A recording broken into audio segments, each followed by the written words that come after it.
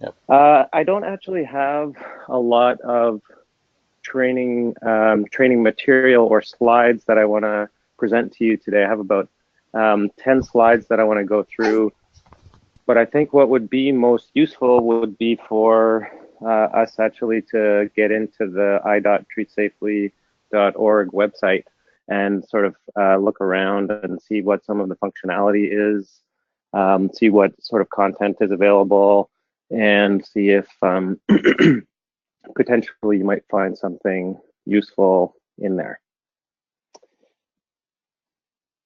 So about 7 years ago, Todd Paulicki, who's at UC San Diego, Peter Dunscombe, who was at the University of California, and Sasha Mudik, who was at the University of Washington in St. Louis, sort of looked at the landscape of training and kind of saw some significant gaps. At the time, and I think something that's still sort of true today, is that vendors like Varian or Electa or whoever else was selling equipment that people were using to treat patients in radiation oncology without providing sufficient training. And, you know, sort of rightfully so. You know, it's not really in the vendor's area of expertise to provide clinical training, right?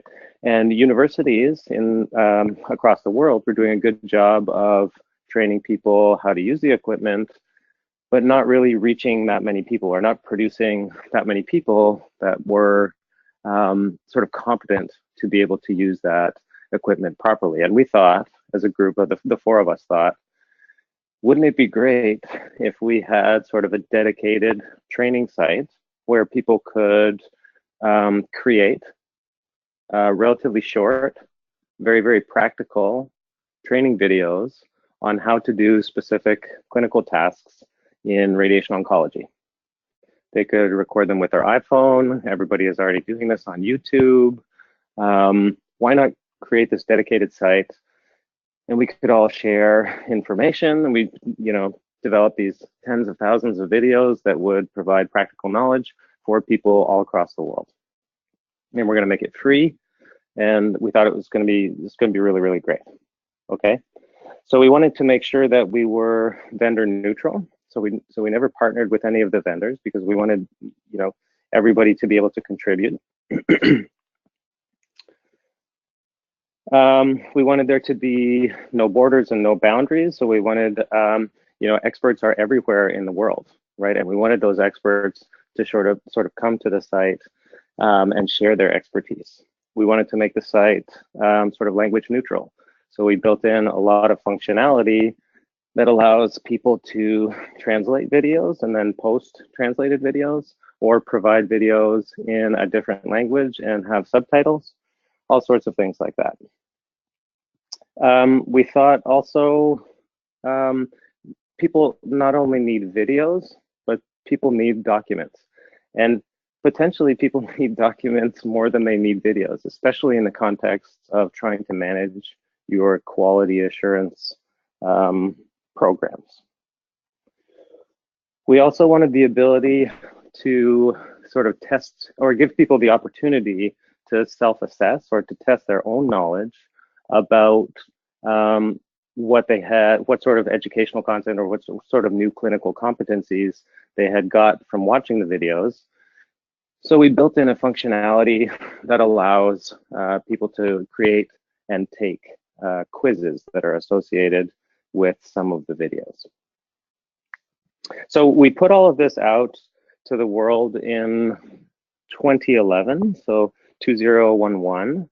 And we thought, you know, we were going to have thousands and thousands of videos from all over the world, and it was just going to explode into this massive success. And we sort of very quickly realized that not a lot of people, not a lot of experts are willing to take the time to create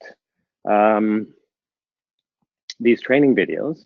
And then I think what happened as well is that people created these training videos, and then they thought to themselves, well, what if I say something that's not quite right? And it gets posted on the site, and then everybody in the world is going to see me saying something that's not quite right. And I don't want that to happen, so I'm not going to post the video on the site. So to try and mitigate that, we developed a review system that sort of mimics what the academic journals do to review papers that are submitted to them. Still, we have had relatively fewer videos submitted to the site than we had originally anticipated. So what we did to try and shore up the content or try and increase the content, increase the interest in the site, was to pay people to generate content for us or to make videos for us. So we paid people to make videos that would describe treatment planning for a breast, or treatment planning for a prostate, or how to do TG51, how to do TRS 398. So at the moment, we actually have quite a substantial amount of content on there. We have about 260 odd videos, many of which have quizzes.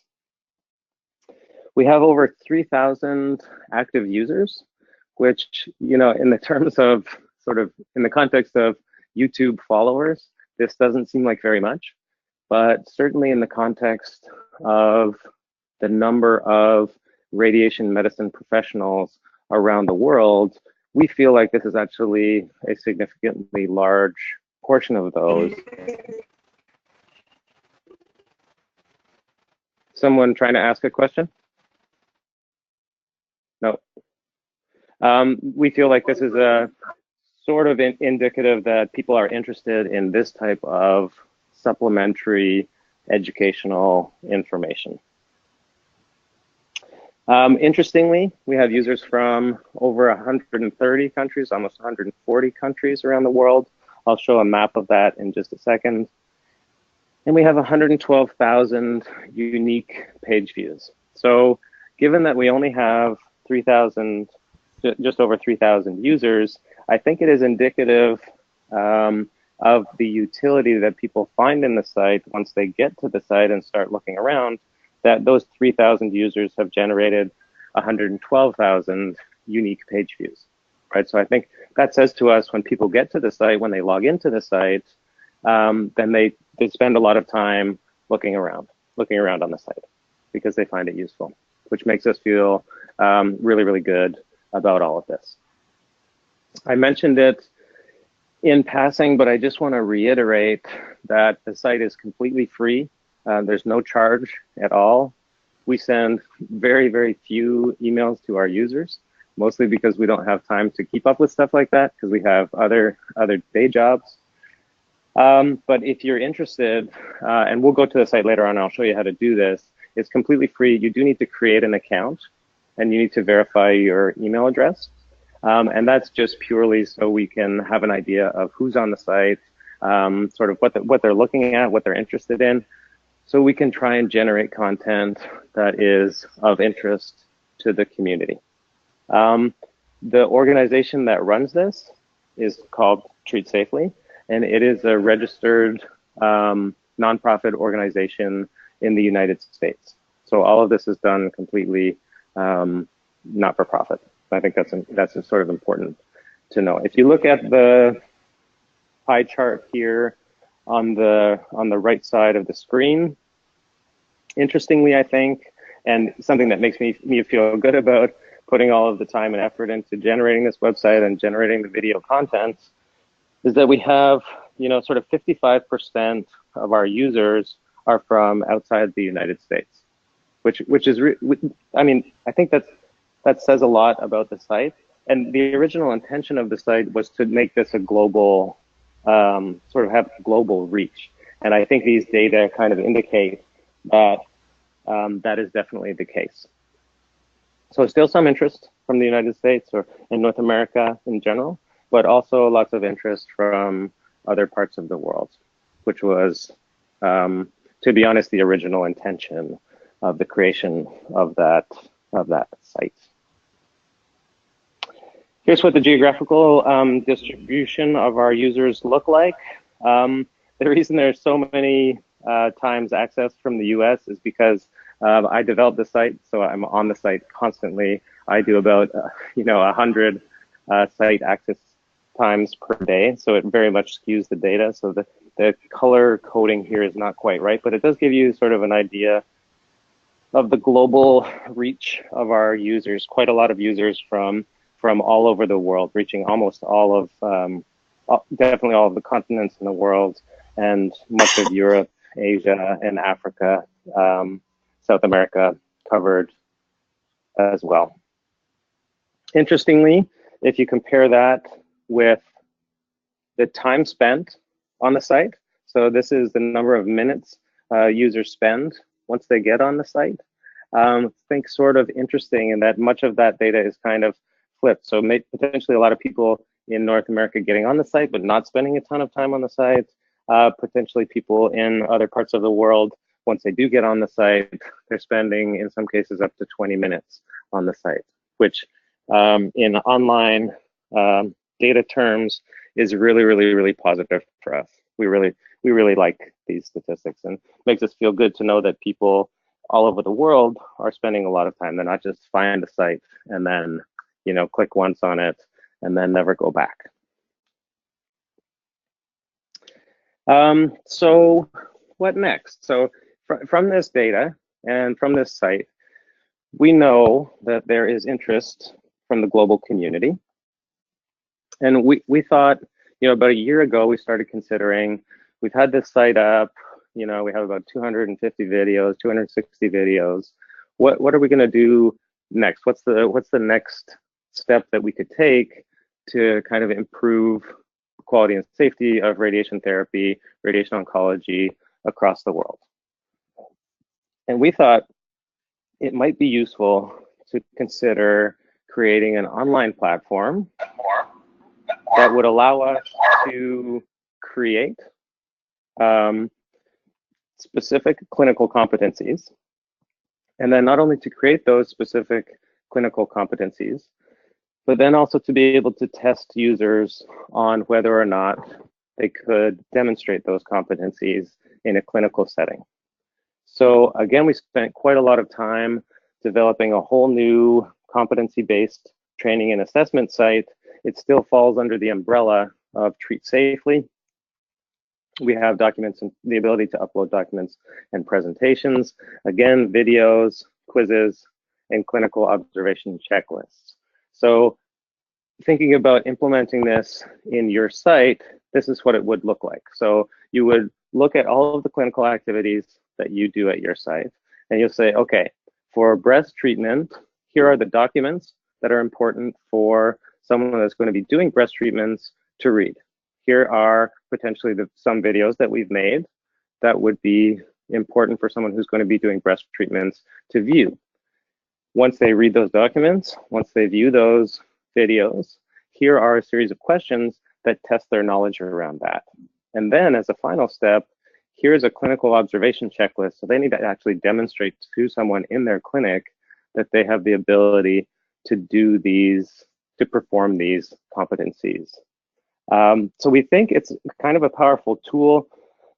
We have been using it in our clinic, and to be honest, the primary reason we like it in our clinic is because it allows us to see very clearly how many people we have assigned the competency to. So let's say we have 10 physicists in our organization, or 2 physicists in our organization who are going to be responsible for doing all prostate planning. We send them this competency, we assign this competency to them, and then they work their way through the competency. And as they're working their way through the competency, then we can see at what stage they're at. We can see if they're finished it, if they've completed it. We can see if they're in progress, and we can see if they haven't even started it yet. And we say in our clinic today, only people who show up as having completed this competency assessment can plan prostate treatments. So it's a really good way to sort of mandate that people in your organization have the information that they need to do these treatments safely and effectively.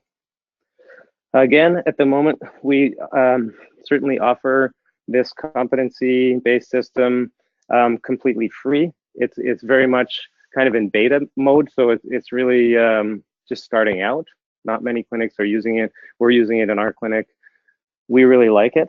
If anybody is interested in testing this out, especially in the global arena, or maybe there are sort of 5 centers in a specific country that would get together and say, okay, here are the competencies for prostate, here are the competencies for breast, here are the competencies for head and neck, cervical cancer, whatever it is, and then together they could define a list of competencies, create a competencies group center, somebody else would be able to access it, and then could assign that competency assessment or training and assessment to physicists across all of those centers. And they would have the ability also to see whether or not physicists had performed or completed that competency assessment. So we believe that across the world, actually, including North America, this type of formal competency training and especially competency assessment is coming. We're not going to be able to avoid it. We think it's a really, really effective tool for making sure that we know what people know and what people are capable of. And we feel if we know what people know and we know what people are capable of, then we make the entire treatment process much, much more safe and much, much more effective. Gets everybody working on the same page with the common goals. And we know from the literature that when everybody's on the same page, working towards a common goal, everything is a lot safer. So that's kind of my pitch. I would say if anybody is genuinely interested in implementing something like this at their clinics, please reach out to Omori or myself after the lecture, and we can chat and we can discuss about how best to implement that in your clinics. Okay, and with that, that sort of ends the presentation or didactic portion of this. What I wanted to do next was to kind of take us into the itreatsafely.org website and look around so you can see for yourselves what's available on the website. So I hope everyone at this point can see my web browser. I'm just in Google Chrome. I'm going to go ahead and log into the site. If you don't already have an account on the site, you would click here, provide some information, create a password, select your profession, your country, your location, and you can tell us why here. Agree to our terms of service and privacy policy, create the account, and then you would get an email that would allow you to verify the account, and then you would be able to log in using your email address and password. Okay, so I have mine already set up in there. I'm just going to log into the site. And a couple things here. So we have 260 videos on the site, which would be kind of unmanageable to be able to just display as a list, right? Surely you would miss what you were looking for. So we do have a search functionality here. So if you wanted to look for how to do breast treatments, you type in breast. It's just essentially just like Google or YouTube or whatever it is. And then you get a list of all of the videos that are specific to breast treatment. These, it turns out, I think, our most popular videos are ones that show step-by-step instructions for treatment planning. And I used to think that they were popular because they're relatively easy to make, right? You don't need a camera. You can just set your computer to record the screen, do a little voiceover, and it's comparatively easy to make compared to setting up a camera, getting the lights correct, editing the video, so on and so forth. So I used to think that that was why they were the most popular, but actually now I think they're the most popular because they're the most useful. So they get you right into the treatment planning system and walk you through literally step by step or click by click which buttons to press in order to generate an appropriate plan. And in the background of that, there are also little tips and tricks for how to do things more efficiently and how to do things better. So maybe I'll just pull one of these up and we can have a quick look at it. So here's the video. If I play it, I don't know what the bandwidth is going to be like, if you'll be able to see any of this.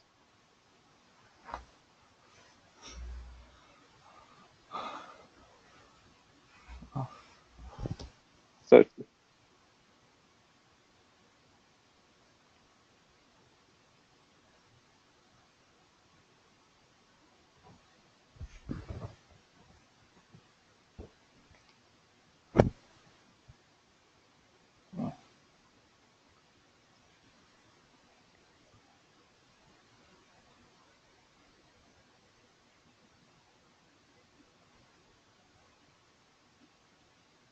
okay, so you sort of get the idea. She's going to walk us through the entire treatment process. And what we think is kind of nice is that this video is almost 5 minutes long. So most of our videos are sort of 5 minutes or less. That's kind of a goal for us.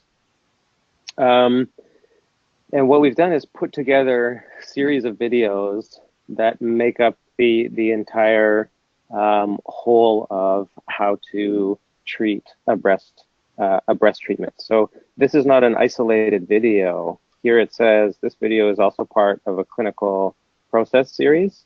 So if I click on that, this brings me to this kind of clinical process. So here I'm going to see on the left-hand side, setting the ISO center. That's the first thing I'm going to do. The next thing I'm going to do is some contouring. Next thing I'm going to do is some field setup, adding and shaping subfields. And so you could just literally follow through these 5 videos and you would be able to generate your own breast field and field treatment plan. Just like in YouTube, you can say whether you like the video, you're okay about the video, or you don't like the video. It tells you who created the video and when they created the video. You can share the video with your friends. You put in their email address here, write them a little message and send it to them. If you find a video that has some content in it that you think is dangerous, you can use this to flag the content and write us a little note to tell us about why you think it's a dangerous video. Interestingly, also, I think I really like this functionality, and it is used quite extensively on the site. You have the ability to post questions down here on the site, and then people from the community, or in some cases myself, will respond to those questions, and you can have sort of a discussion around why did you do it like this, or would it be different if you did it like that. So it's quite a lot of interesting information in those discussions as well. One thing, another sort of interesting functionality here, I said at the beginning that we had these videos in multiple different languages. If you look at this section where the mouse is here, you can say, okay, we have this video in English, which is what we just watched, but we also have this video in French. And then I press this button, translate the video, and now when we watch the video, we'll have it.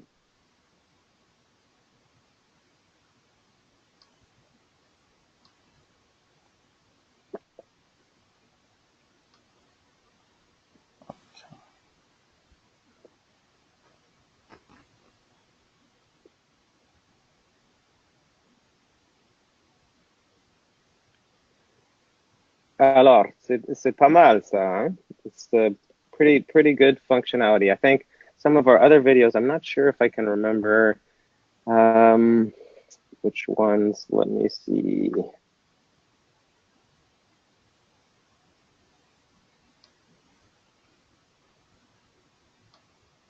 I was going to try, we have some in Spanish as well, but I'm not sure at the moment that I can remember which ones are available in Spanish. In any case, some videos are available we have some videos in Thai, we have a video in Mandarin, and we have quite a lot of videos in French, quite a lot of videos in Spanish. Before I move to the documents page, I just wanted to note on the home page here, it brings you to the video page. There's a list of the most recent videos that have been posted. there's a list of our most viewed videos, which is kind of interesting. If you want to see more of those, you can click here and you see more recent videos and more most viewed videos. And then we have also our top 8 highest rated videos, which you can have a look at, browse through here. Lots of people like these videos, so they're probably pretty good. Here's one in, I think it's Spanish.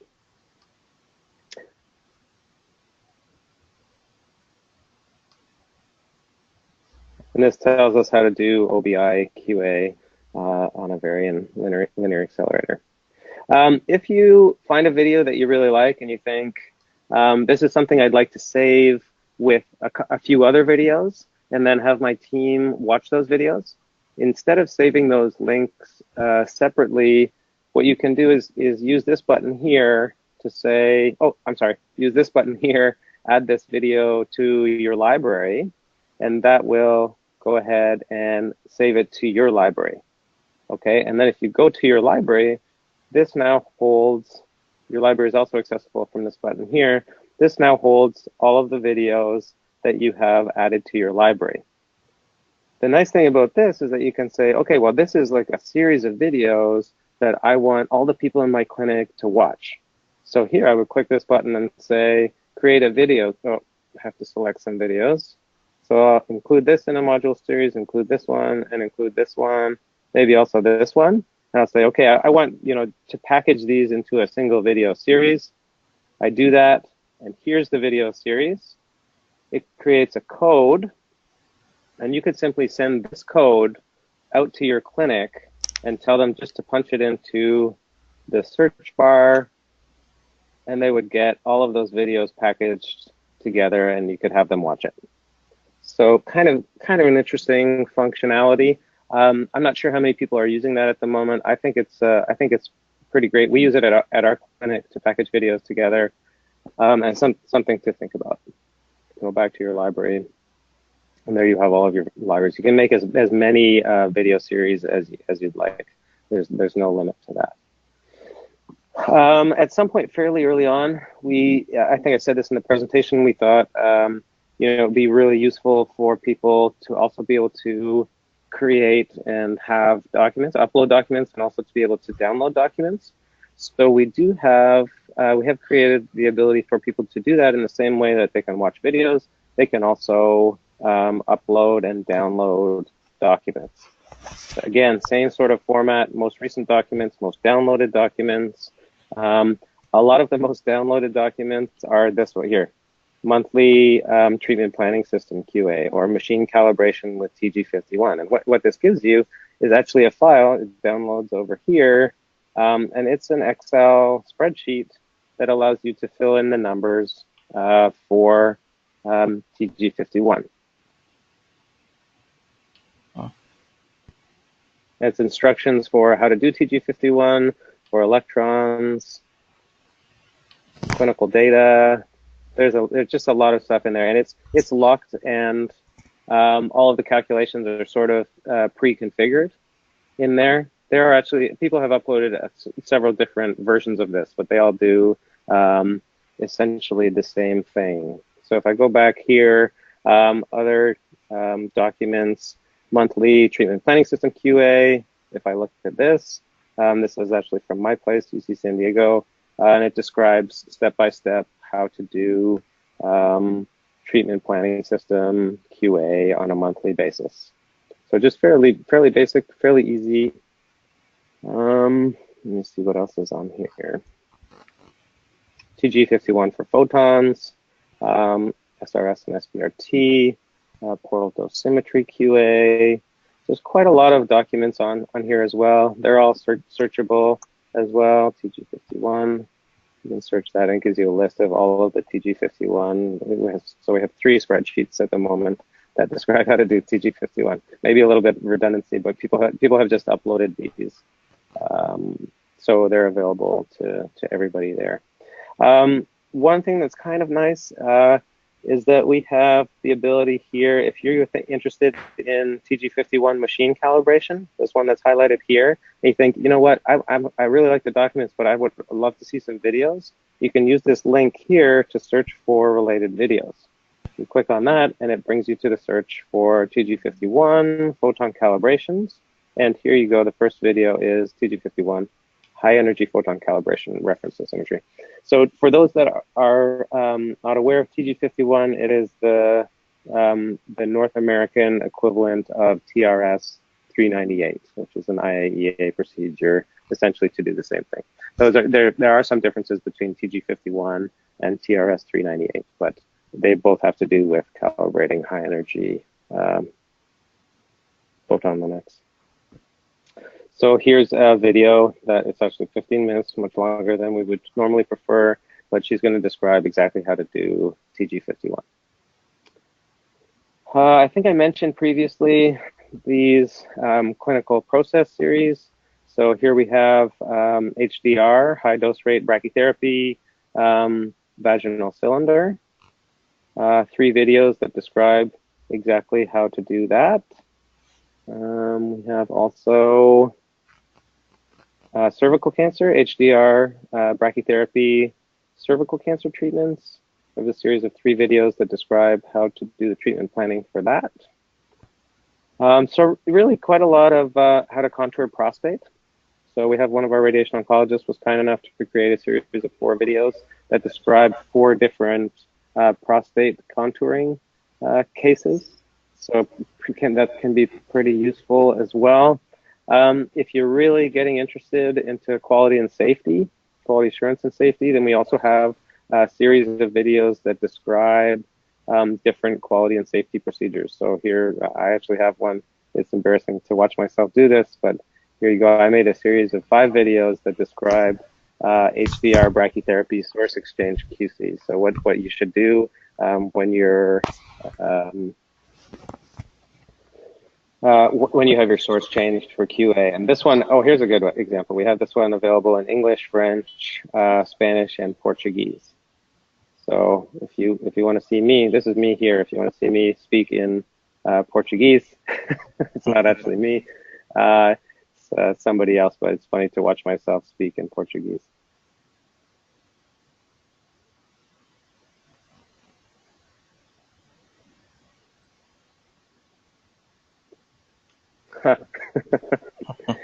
Okay, so there you go. That's sort of a bit of a tour of the website. I hope that I would really encourage you, even if you don't spend a lot of time or don't have a lot of time for this, I would really encourage you to go to the website and create an account and just look around, especially on the document side, especially if you don't have the bandwidth to be able to watch videos in a sort of comfortable way.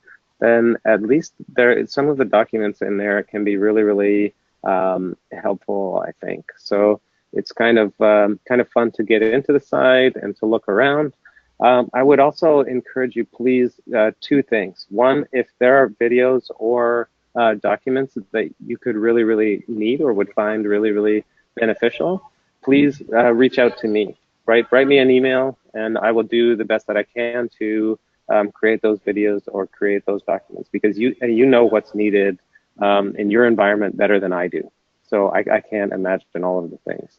And the second thing is, going back to the competency training and assessment, if anyone is genuinely interested in thinking about doing an implementation like that, especially at a multi-center level, I would be really, really keen to partner with you and make that a reality. I think it's maybe a good idea at the moment to open it up to questions. I'm happy to sort of try and answer any questions that anybody has about any of this. Any comments? I mean, if you think this is a terrible idea, I would also love to hear that, and I would love to hear how to make it better. So, yeah. All right, question time. Hello, good evening. Yeah, good evening. Yeah, my question is about the competency training. How is it structured, and what do we need to enroll to be part of it? To be able to be a part of it, you just need to write me an email and express interest. It's definitely that easy. In terms of the structure, again, it's a little bit up to you. The functionalities exist to have documents videos, quizzes, and competency checklists. But you can have just documents. That it can just be the document, nothing else. Did they read the document or not? It can be a document plus a quiz. It can be just a video. Did they watch the video? Yes or no? And it doesn't have to be a video that you make. It can be a video that you find maybe on itreatsafely, and you say, this is the video that I want to be part of the competency. Or it can be a video that you find on YouTube or wherever else, IAEA. Okay. So the structure of that competency assessment is a little bit defined by what you need it to do. Okay. Now I was wondering, maybe if you could arrange, just like a suggestion, if you could arrange some sort of structure about what is required of a clinical medical physicist, that probably there will be resources for each one of those topics, and at the end of everything there will be an assessment to certify the competency and probably a certificate issued to that effect. Can I just repeat the question to see if I understood it? Are you asking, it would be interesting to create a competency assessment for what is a competent medical physicist across a broad range of different treatment modalities? Is that correct?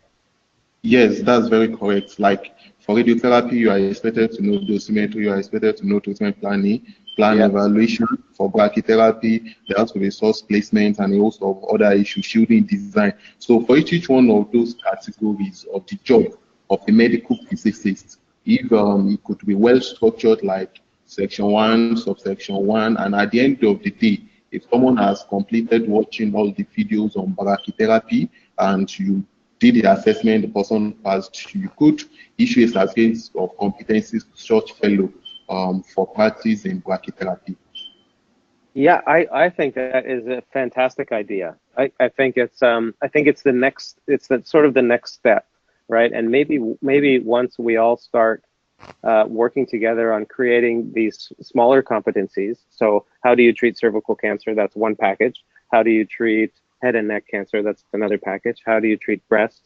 That's another package, and so on and so forth. How do you do monthly QA on a LINAC? That's a different package.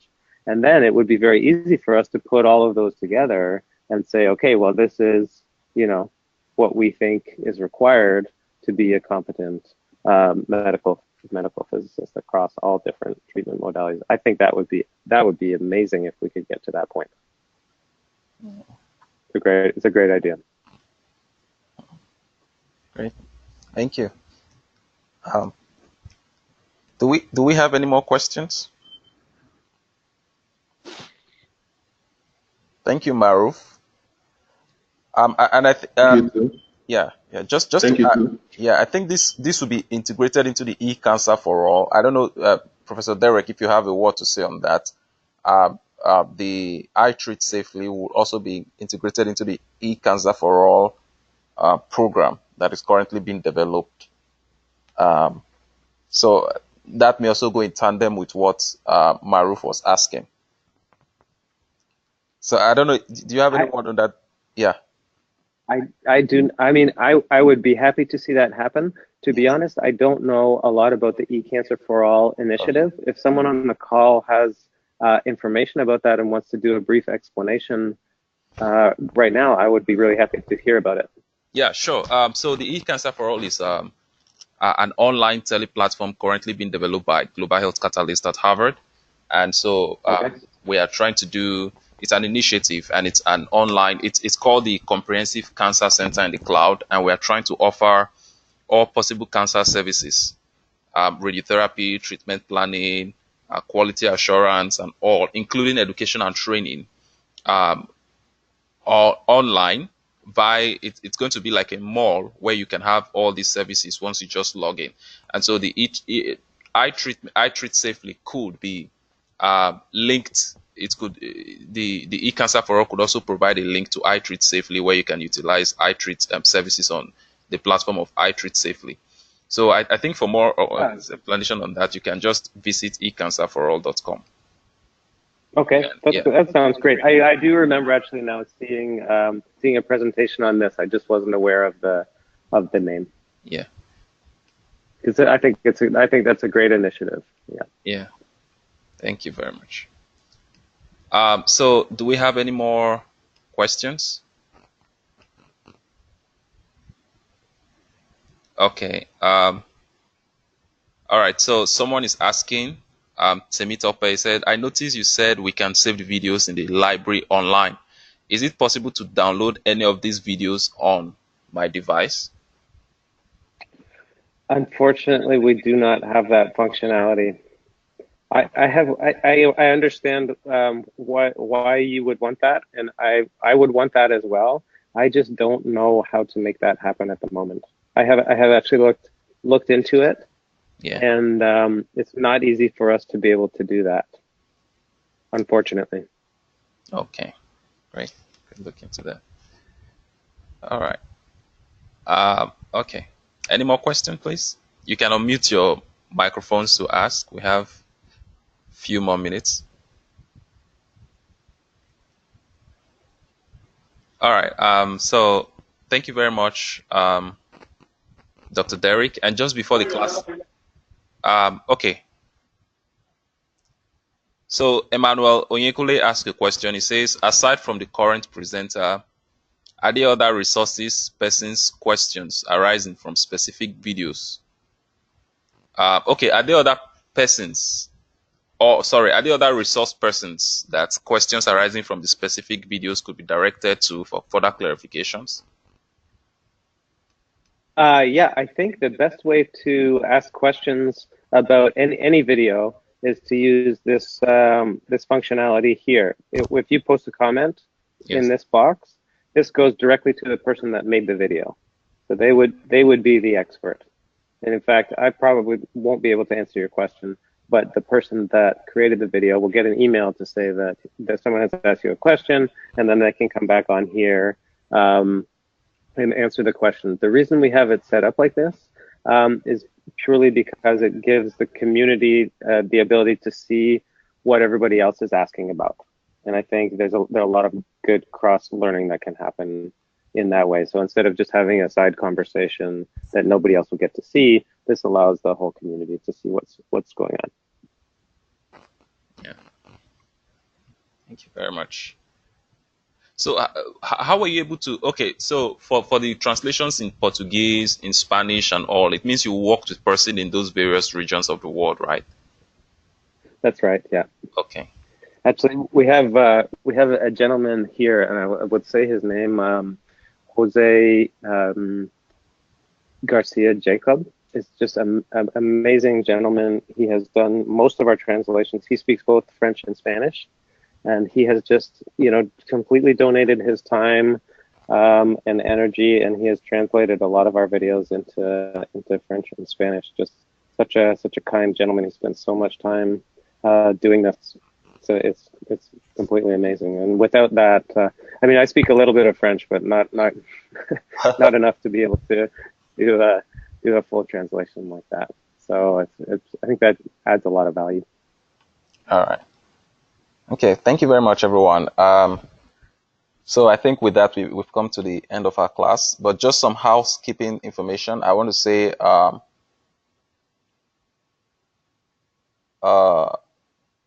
okay, someone is asking a question as well. Okpadili, he says, this is a very comprehensive web page. Can you further enlighten me about the iTreat video challenge? Thank you. Yeah. Yes, thank you for asking. That's so great. I meant to point that out, but I completely forgot. So yeah, this is something that we ran last year in 2018, and it works as follows. So we were asking people to submit videos. These are short videos, roughly 5 minutes in length, and must be less than 15 minutes in length. And then once we have all of those videos, we send them out to a review committee, and that review committee rates the videos based on language, technical accuracy, clinical value, clarity, so on and so forth. And then the winner is awarded $1,000 US. Second prize is $500 US, and third prize is $250. US. So if anybody in the call is interested in generating a video or making a video and submitting to that video challenge, that's potentially a great opportunity to collect some US dollars. We also have a document challenge. So this is where people would be submitting documents. For every document that they submit, they get one ticket in the hat, and then at the end of the timeline, we make two random draws because it's just too difficult to sort of review and assess the quality of documents. So we figured it would be better, or we decided it would be better to do a random draw, and the prize for that is 125 US dollars each. Okay, so what typically should the video all be about? Is it about current clinical situation in the facilities, method for quality assurance, or do you have a Yeah, it can be yeah. Nope, nothing specific at all. It's designed to showcase clinical instruction videos. So what we're really looking for is, how to do a daily output check on a Linac, how to do a 2D prostate treatment when you don't have a CT scan, how to do a head and neck treatment if you don't have a CT scan, how to contour a head and neck case if you do have a CT.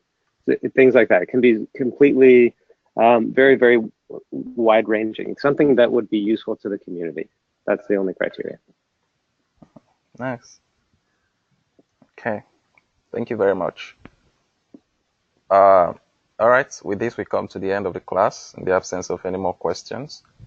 But just some housekeeping things. Please, an announcement. I want you to remember the Global Health Catalyst Summit is coming up on 24th to 26th of May this year. So you can register for your summit. And then you can also submit your abstract. The abstract submission portal is currently open. And if you have any questions with that, with regards to your registration for the summit, you can just shoot me a personal email. And then more so, I want us to know that we'll be awarding the certificate at the summit. But if you cannot make it to the summit, your certificate will be mailed to you.